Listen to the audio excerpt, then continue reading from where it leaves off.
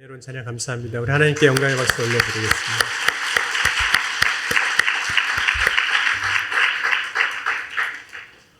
하나님은 새 일을 행하시는 분입니다. 그렇기에 하나님은 오늘 우리의 삶에도 새 일을, 새 역사를 이루시는 분입니다. 하나님은 태초에 천지를 창조하셨습니다. 그리고 오늘 우리의 삶에는 새로운 창조를 이루시는 분입니다. 하나님의 새 창조란 우리의 삶을 새롭게 하시는 역사를 이야기하는 겁니다. 이사야 65장 17절에서 19절 말씀 보면 보라 내가 새 하늘과 새 땅을 창조하나니 이전 것은 기억되거나 마음에 생각나지 아니할 것이라. 너희는 내가 창조하는 것으로 말미암아 영원히 기뻐하며 즐거워할지니라. 보라 내가 예루살렘을 즐거운 성으로 창조하며 그 백성을 기쁨으로 삼고 내가 예루살렘을 즐거워하며 나의 백성을 기뻐하리니 우는 소리와 부르짖는 소리가 그 가운데에서 다시 들리지 아니할 것이며. 하나님이 행하시는 그 새 역사, 새 창조는 모든 사람이 기뻐하고 즐거워할 것이라고 말씀하는 겁니다. 하나님이 행하시는 새 역사 안에서 그 기쁨에서 소외되는 사람은 없다는 뜻입니다. 그렇다면 하나님이 행하시는 그 새 일, 새 창조, 어떤 새 일을 행하실까요? 하나님이 행하시는 새 일의 새로운 창조의 구체적인 모습은 어떤 모습이겠느냐 하는 겁니다. 하나님이 새 일을 행하실 때에는 이전 것과 확연하게 구분되게 다르게 하십니다. 그래서 우리는 하나님이 새 일을 행하실 때 이전 것을 생각하거나 기억할 필요도 없는 거죠. 왜냐하면 완전한 새 것이 되었기 때문입니다. 그렇게 하나님이 새 일을 행하실 때에는 우리가 기대하지 못하는 것들이 일어나기도 하죠. 때로는 우리의 상식을 넘어서 일들도 일어나기도 합니다. 그렇기 때문에 하나님이 행하시는 새 일을 기적이라고도 이야기하고 우리가 하나님이 행하신 새 일 안에서 그런 기적을 체험하기도 합니다. 그럼 우리가 경험하는 하나님이 행하시는 새 일 가운데 경험하는 기적은 뭐가 있을까요? 하나님께서 이스라엘 백성들을 이제 구원하실 때 특별히 400여 년간 애굽에서 종살이하던 그 이스라엘 백성들을 구원하실 때 종살이를 마치고 홍해를 이제 건너가게 하셨습니다. 그때 하나님은 동풍이 불어서 그 홍해에 마른 땅이 나오게 하셨어요. 이 일은 전에도 보지 못했던 일이었습니다. 뿐만 아니라 하나님께서 이스라엘 백성들이 40년의 이제 광야 생활을 마치고 이제 가나안 땅에 들어가게 하실 때 그들의 눈앞에 요단강에 길이 열리게 하셨습니다. 그래서 그 길을 이제 건너가게 하셨던 거죠.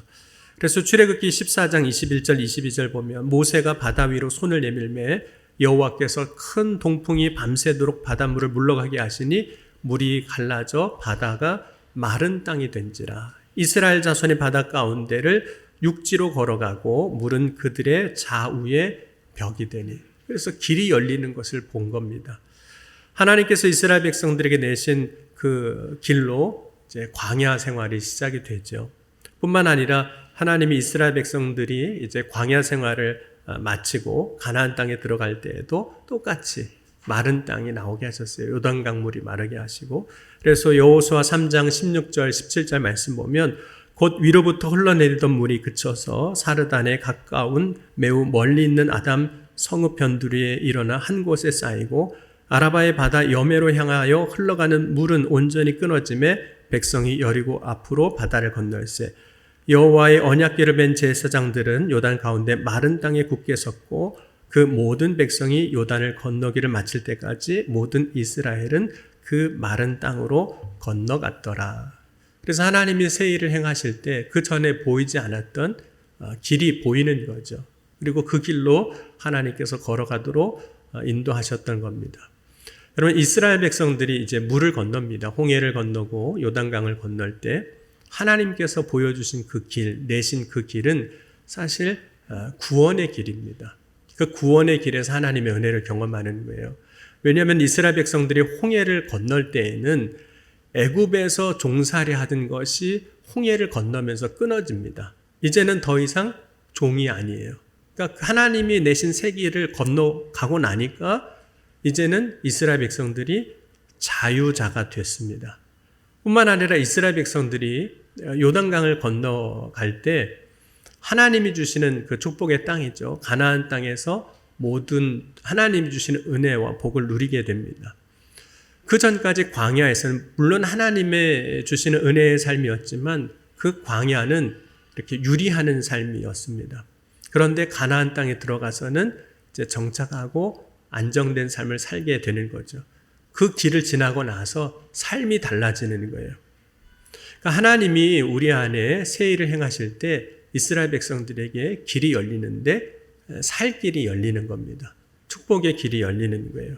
그리고 살 길은 물을 건널 때마다 열리게 하셨어요.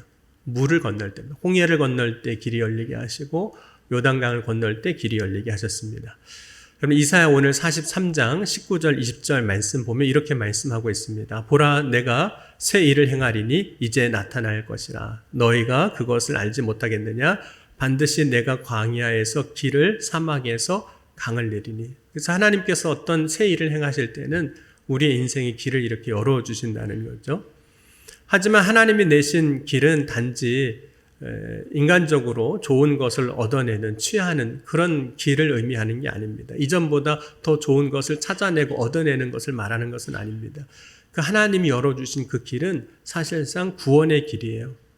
여러분, 이스라엘 백성들이 하나님이 내신 길, 물을 건널 때마다 자유하게 됐는데 홍해를 건너기 전에는 종의 삶이었잖아요. 자유자가 된 겁니다.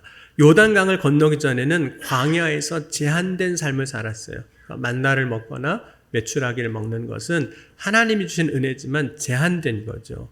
그런데 구름 기둥과 불 기둥으로 인도하여 하나님이 가시는 길, 은혜를 경험하는 거지만 제한된 것이었지만 이제는 요단강을 건넌 후에는 이스라엘 백성들이 하나님이 주시는 은혜와 축복을 마음껏 누리는 삶을 살게 되는 겁니다. 그래서 하나님이 여시는 그 길을 통과하고 나니까 자유를 경험하는 거예요. 하나님은 이스라엘 백성들이 물을 건넌 후에 어떤 것에도 얽매이지 않는, 종으로서도 얽매이지 아니하고 살아가는 데 있어서도 얽매이지 않는 참 자유를 주신 겁니다. 그것이 하나님께서 이스라엘 백성들에게 보여주신 그들의 인생의 새 길이었던 거예요. 여러분, 오늘 하나님은 우리가 예수 그리스도를 믿어 예수 그리스도를 통해서 구원의 길을 걷게 하셨어요. 요한복음 14장 6절에 예수께서 이르시되 내가 곧 길이요 진리요 생명이니 나로 말미암지 않고는 아버지께로 올 자가 없느니라. 하나님이 우리를 위하여 내신 그 길은 먼저는 죄에서 자유함을 얻게 하시는 것입니다. 더 이상 우리도 예수를 믿을 때 죄에 매여 종살이 하지 않게 하셨습니다.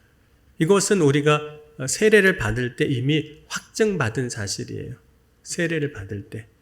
너무 오래전이라 기억이 안 나셔서 그렇지만 세례를 받을 때 이미 확증받은 거예요. 우리도 예수 그리스도를 믿을 때 물로 다 세례를 받았습니다. 물로 세례를 받는다는 것은 그 세례의 물을 통과한 후에 하나님이 주시는 그 자유를 얻는 거예요.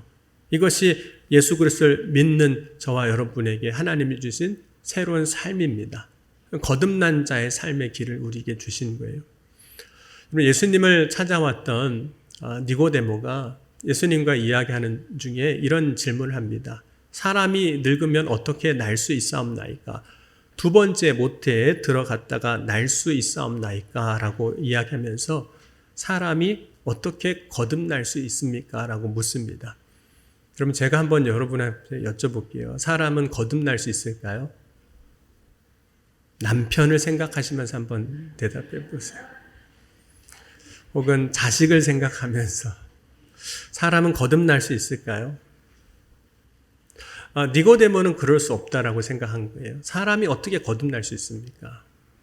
근데 예수님께서 이렇게 대답하셨어요. 요한복음 3장 5절에서 7절 보면 예수께서 대답하여 이르시되 진실로 진실로 내게 이르노니 사람이 물과 성령으로 나지 아니하면 하나님의 나라에 들어갈 수 없느니라. 육으로 난 것은 육이요 영으로 난 것은 영이니 내가 내게 거듭나야 하겠다 하는 말을 놀랍게 여기지 말라. 여러분, 사람이 예수 그리스도를 믿을 때, 저와 여러분이 예수 그리스도를 믿을 때 물과 성령으로 거듭날 수 있다고 말씀하신 거예요. 여러분, 성령으로 거듭남으로 말미암아, 물로 거듭남으로 말미암아 하나님이 주시는 새 삶의 길을 예수 그리스도를 통해서 우리에게 열어주신 거예요. 그것이 주님께서 우리에게 행하실 새 일인 거예요. 그런데 이 일은 우리에게 하나님이 영생을 주시는 거예요. 여러분, 예수님은 우리의 인생에 영생을 얻는 길을 주신 거예요. 요한복음 3장 15절 16절에도 이는 그를 믿는 자마다 영생을 얻게 하려 하심이라. 하나님이 세상을 이처럼 사랑하사 독생자를 주셨으니 이는 그를 믿는 자마다 멸망치 않고 영생을 얻게 하려 하심이라. 그러니까 예수 그리스도를 통해서 하나님께서 우리에게 주신 새로운 인생의 길이 있는데 거듭난 삶을 사는 것이고, 그 거듭난 삶을 살아갈 때 주님 주신 축복이 있는데 그것이 영생인 겁니다. 그렇다면 우리가 살아가는 영생의 모습은 어떤 걸까요? 영생. 영생을 산다고 하니까 큰 대로로 가서 차 오는데 뛰어들고 뭐 그러라는 얘기는 아닌 거잖아요. 우리가 영생을 산다는 게 어떤 일일까요? 바울이 3차 전도행을 마치고 이제 예루살렘을 가는 길에 드로아를 들리게 됩니다. 거기서 약 일주일 정도 머물게 됩니다. 이제 예루살렘에 가면 바울은 잡히게 됩니다. 그러니까 그 사실을 알았던 많은 사람들이 이제 바울을 통해서 말씀을 들을 수 있는 마지막 기회라고 생각이 되어지는 거예요. 그래서 바울이 설교를 한다고 하니까 많은 사람들이 모였고 밤늦게까지 설교를 해달라고 요청을 하는 거죠. 밤늦게까지 설교를 하다 보니까 등불을 켰습니다.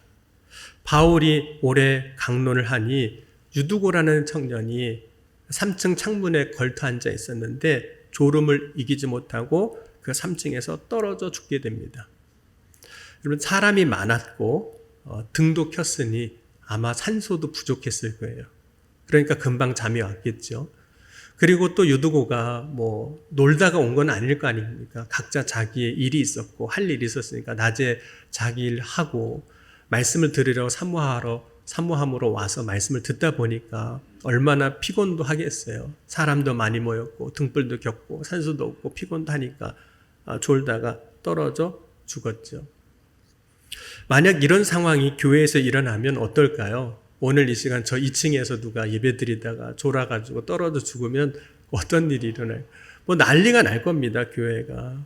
마찬가지죠. 소란스러웠습니다. 시험이 될 수도 있었어요.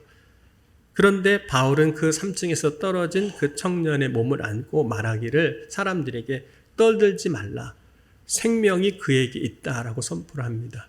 사도행전 20장 10절 말씀 보면 이렇게 말씀하고 있어요. 바울이 내려가서 그 위에 엎드려 그 몸을 안고 말하되 떠들지 말라. 생명이 그에게 있다 하고. 이때 바울이 말한 그 생명은 단순히 우리가 말하는 육신의 생명이 죽었다가 다시 살아난 것, 그 호흡이 다시 돌아온 것을 이야기하는 것은 아니었습니다. 바울이 말한 생명은 헬라어 성경을 보면 푸시케인데 이것은 단순히 육신의 생명을 의미하는 것이 아니라 영을 의미하는 거예요. 영혼을 의미하는 겁니다. 하나님이 사람을 창조하실 때 아담을 흙으로 빚으시고 그 코에 생기를 불어넣으셨습니다. 그때 그 생기와 같은 의미의 단어인 거예요. 바울이 유두고라는 청년이 살았는데 그가 육신의 생명으로 살지 않고 하나님이 주신 생명, 영생이 그에게 있다라고 그 청년을 향해서 이야기하고 있는 겁니다. 그래서 그 청년을 향하여 이야기할 때 그에게 영생이 있다는 것을 성경은 청년이라고 부르는 그 단어의 차이를 통해서 우리에게 이야기를 하고 있습니다. 여러분, 성경을 보면 사도행전 20장을 보면 유두고를 청년이라고 부르는 단어가 2번 나옵니다. 한번 같이 읽어보도록 하겠습니다. 사도행전 20장 9절과 12절 말씀입니다. 같이 읽겠습니다. 유두고로 하는 청년이 걸터 앉아 있다가 깊이 졸더니 바울이 강론하기를 더 오래 하며 졸음을 이기지 못하여 3층에서 떨어지거늘 일으켜보니 죽었는지라. 12절입니다. 사람들이 살아난 청년을 데리고 가서 적지 않게 위로를 받았더라. 유두고라는 똑같은 한 사람을 향해서 청년이라고 부르는 2 단어가 등장합니다. 그런데 2번 불리는 이 청년이란 단어는 실제로 같은 단어가 아니라 다른 단어입니다. 먼저 9절에서 청년이라고 불리는 단어는 일반적으로 40세 이상 이하의 나이를 말하는 청년을 이야기하는 거예요. 베아니아스라는 헬라어입니다. 그런데 유두고가 다시 살아났을 때 사람들이 부르는 이 청년은 그 단어는 파이스라는 단어입니다. 이 파이스라는 단어는 훈련이 필요한 어린아이들, 그러니까 우리로 치자면 아직 유치원이나 학교에 들어가지 않은 아이를 이야기할 때 이야기하는 단어입니다. 아직 학교에 들어가지 못한 아이들을 이야기할 때 파이스라는 단어를 씁니다. 분명히 유두고라는 이 청년은 동일한 사람입니다. 창문에 떨어져 죽었을 때와 다시 살아났을 때의 차이, 시간적 차이를 보면 그리 오래되지 않습니다. 시간의 연속성 안에 있습니다. 그렇다면 여러분, 떨어지기 전과 떨어지고 난 다음에 후에 시간 차이가 없다면 달라질 것도 없어야 되잖아요. 그런데 사람들이 유두고를 부르는 호칭이 달라졌습니다. 호칭이 달라졌다는 것은 그에게 무엇인가가 달라졌다는 뜻입니다. 무엇이 달라졌기에 사람들이 부르는 호칭이 달라진 걸까요? 그것은 바울이 말한 생명 푸시케입니다. 그에게 생명이 있다 그랬습니다. 유두고라는 청년은 이전까지는 육신의 생명을 가지고 살았습니다. 그래서 40세 미만의 청년이라고 불리는 나이까지 성장을 했습니다. 그런데 그가 죽었다가 다시 살아날 때는 그는 예수를 믿는 믿음 안에서 새롭게 사는 새로운 삶을 시작한 겁니다. 그래서 그를 베니아스, 네아니아스라고 부르지 않고 파이스라고 불렀던 거죠. 여러분, 우리말 성경에는 동일하게 청년이라고 부르고 있지만 사람들은 하나님이 믿는 자에게 주신 새 생명으로 살아가는 유두고를 보게 된 겁니다. 여러분, 오늘 우리가 예수 그리스도를 믿는 믿음으로 살아갈 때 젊어지는 거예요. 새 생명을 얻었기 때문에. 그럼 하나님이 오늘 우리에게 새 일을 행하시는 것은 우리가 육신의 생명만을 가지고 살아가는 것이 아니라 예수님을 믿음으로 말미암아 얻은 영생을 가지고 살아가게 하시는 겁니다. 거듭나게 하시는 거예요. 오늘 우리가 육신의 생명을 가지고 살아가지만 동시에 예수를 구주로 믿음으로 말미암아 하나님이 믿는 자에게 주시는 영생이 있는 겁니다. 그러므로 저와 여러분은 지금 두 개의 생명을 갖고 살아가는 거예요.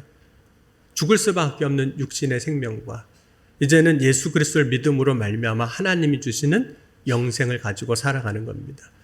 그래서 찬송가 436장에 이렇게 찬송하고 있는 겁니다. 나 이제 주님의 새 생명 얻은 몸, 옛것은 지나고 새 사람이로다. 그 생명 내 마음에 강같이 흐르고 그 사랑 내게서 해같이 빛난다.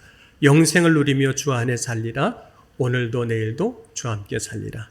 주 안에 감추인 새 생명 얻으니 이전에 좋던 것 이제는 값없다. 하늘의 은혜와 평화를 맛보니 찬송과 기도로 주와 함께 살리라. 영생을 맛보며 주 안에 살리라. 오늘도 내일도 주 안에 살리라. 산천도 초목도 새 것이 되었고 죄인도 원수도 친구로 변한다. 새 생명 얻은 자 영생을 누리니 주님을 모신 맘 새 하늘이로다. 영생을 누리며 주 안에 살리라. 오늘도 내일도 주 안에 살리라.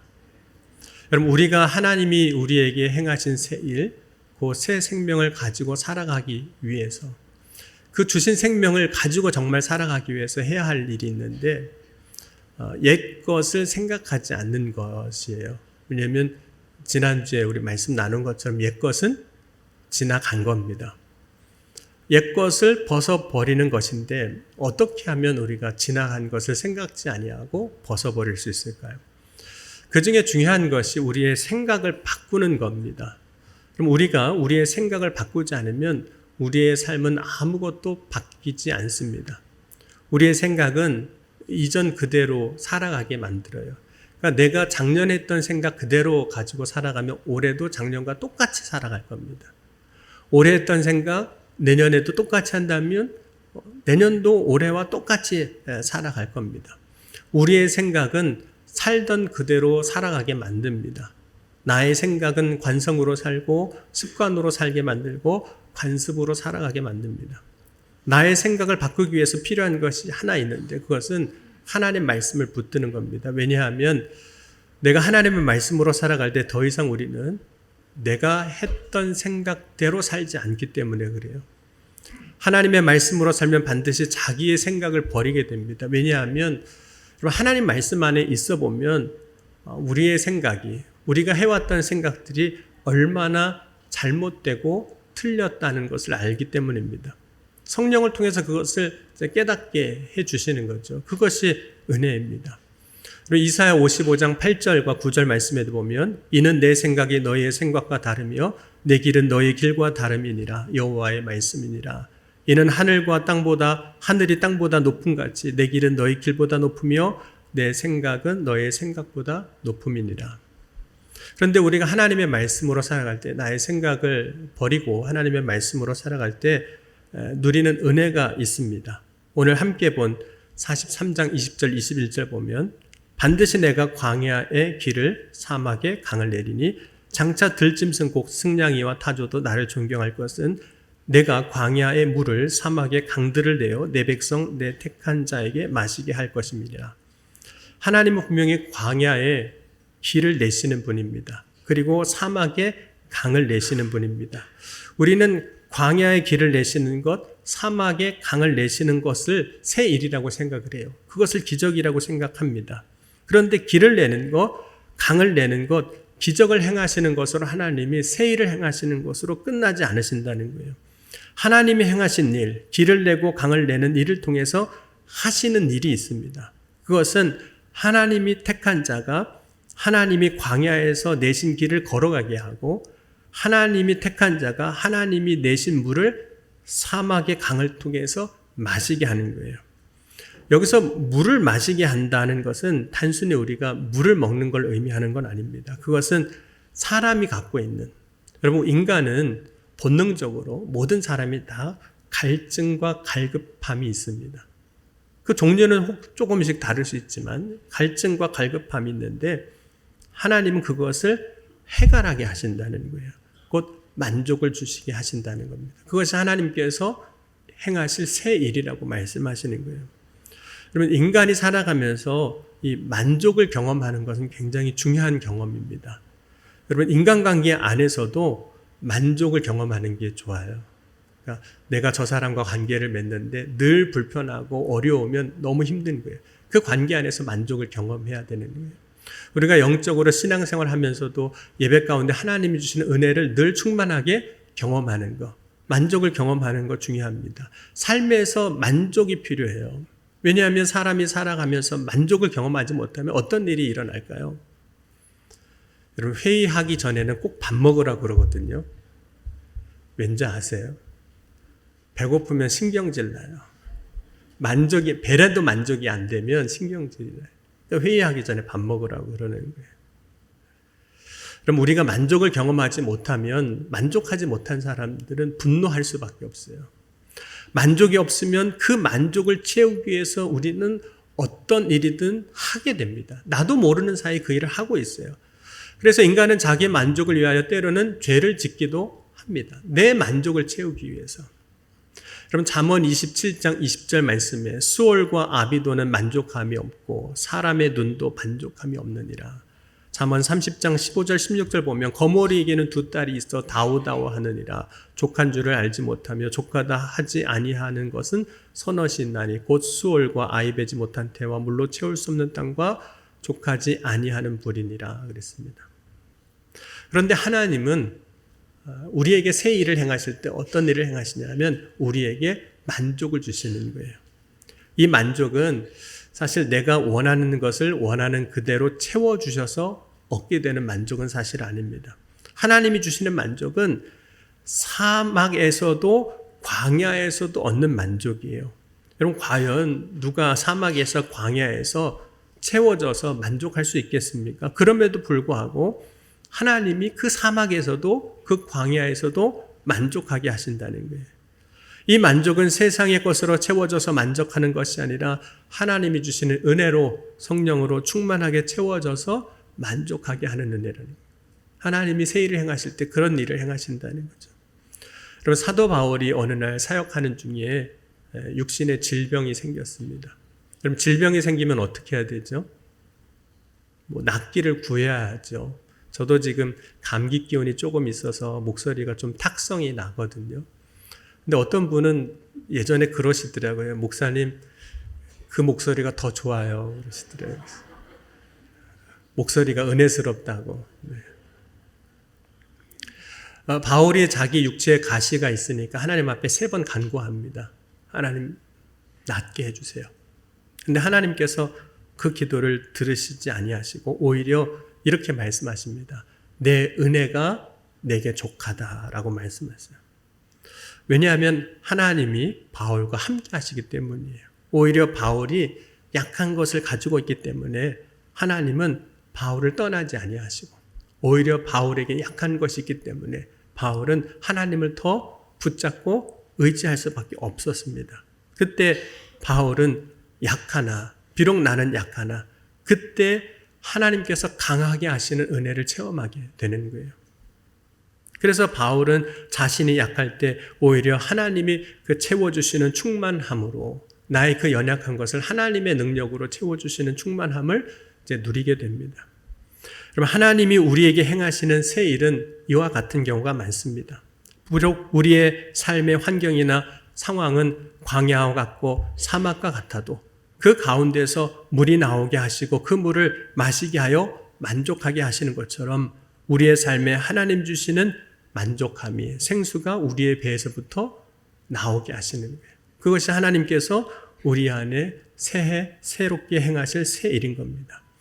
여러분 요한복음 3장 37절 이후의 말씀 보면 명절 끝날 곧 큰 날에 예수께서 서서 외쳐 이르시되 누구든지 목마르거든 내게로 와서 마시라. 나를 믿는 자는 성경의 이름과 같이 그 배에서 생수의 강이 흘러나오리라 하시니. 여러분 하나님께서 우리에게 행하실 새 일을 기대하는 저와 여러분이 될 수 있기를 주의 이름으로 간절히 축원합니다.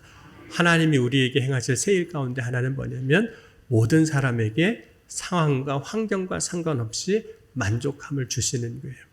그걸 뛰어넘어 하나님이 그 안에 충만하게 하시는 은혜를 경험하게 하시는 겁니다. 오늘 이 아침에 우리 가운데 새 일을 행하실 주님을 기대하며 늘 믿음으로 승리하는 저와 여러분이 될 수 있기를 주의 이름으로 간절히 축원합니다. 기도하시겠습니다. 오늘 기도하실 때 우리 안에 새 일을 행하실 주님을 기대하고 소망합니다. 상황과 환경이 아니라 우리 가운데 충만하게 하시고 만족하게 하실 주님을 기대하며 소망하며 믿음으로 나아가는 새해가 되게 하여 주옵소서. 이 시간 함께 기도하시겠습니다. 지금도 살아계시고 역사하신 하나님 아버지 감사합니다. 오늘 이 아침에도 새 일을 행하실 주님을 기대하고 소망합니다.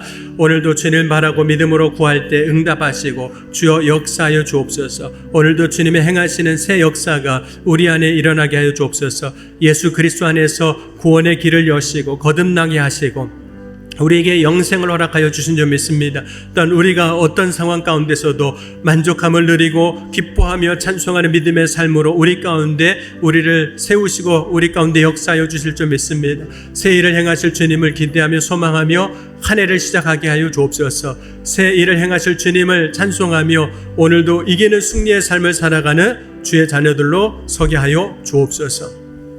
사랑의 주님 감사합니다. 오늘도 새 일을 행하실 주님을 기대합니다. 우리 안에 더 이상 매인 것이 없고 자유하게 하시고 우리의 인생에 새로운 길을 여셔서 하나님의 구원의 역사에 참여하는 자가 되게 하여 주실 줄 믿습니다. 또한 우리 가운데 거듭나게 하셔서 영생을 허락하여 주시고 우리의 삶의 환경과 조건이 아니라 주님께서 만족하게 하시는 그 기쁨으로 충만하게 하시는 새 역사가 오늘 믿는 한 사람 한 사람 가운데 오늘 예배하는 모든 이들 가운데 나타나고 증거되게 하여 주옵소서. 새 일을 행하실 주님을 기대하고 소망하며 사랑이 많으신 우리 주 예수 그리스도의 이름으로 감사하며 간절히 축복하며 기도하옵나이다. 아멘.